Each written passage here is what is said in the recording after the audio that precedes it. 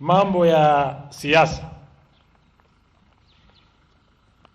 mimi kama mbunge wa Jubilee nataka niombe Rais Uhuru Kenyatta aite mkutano ya dharura kwa viongozi wote wa chama ya Jubilee.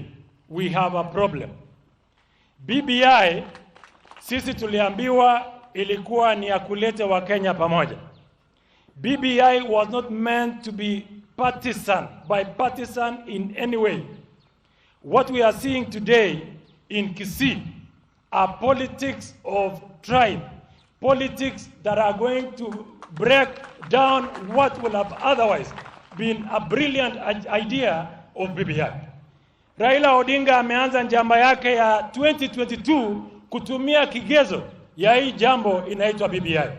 BBI sisi hatujakataa. Wakati BBI ilitoka, sisi kama wabunge wa Jubilee tumesema iko sawa na hakuna shida nayo, na kuna ile kundi jopo ambayo inazungumza mambo ya BBI inaendelea nayo. Leo tunaambiwa Raila ameita mkutano kule Kisii, ati watu wametoka kule Migori ili kujadili mambo ya BBI. Sisi tunauliza hata hapa Kericho, hapa kwangu Belgut, kwanza mtupee hiyo document ya BBI tusome. We cannot be lying to the nation that we are discussing BBI, yet in essence, even the document itself, we have not given out copies for people to read. The president told us, sisi tusome kitabu hiyo ya BBI, tujiamulie sisi wenyewe. Lakini sasa watu wa ODM wanataka kutumia hiyo kupanga njama ya vile wataanza kuongelesha Wakenya kwa mpango yao ya 2022. Na hiyo hatuwezi kukubali.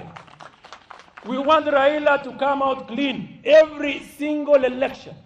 When Raila loses an election, he will never accept defeat. He will always come out with something to whip the people of this country and their emotions to a particular corner so that he can use it as a platform for the next general election. This one, Honorable Raila Odinga, you will not use BBI as your platform for 2022 general election. Hatuwezi kukubali hiyo. Na tunataka wale wote viongozi wa serikali ambao mko chini ya Uhuru Kenyatta na naibu wa Rais William Ruto, pia nyinyi tunawaona, hamwezi kukua mnachukua vipande tofauti kwa mjadala ambao inafaa kuunganisha Wakenya wote. Mambo ya BBI ilikuwa ni wakulete Wakenya pamoja, ilikuwa ni kuleta watu wa William Ruto pamoja, kuleta watu wa Raila Odinga pamoja na watu wa Uhuru Kenyatta pamoja. Lakini sasa hata mjalete makaratasi, mnaanza kutusomea.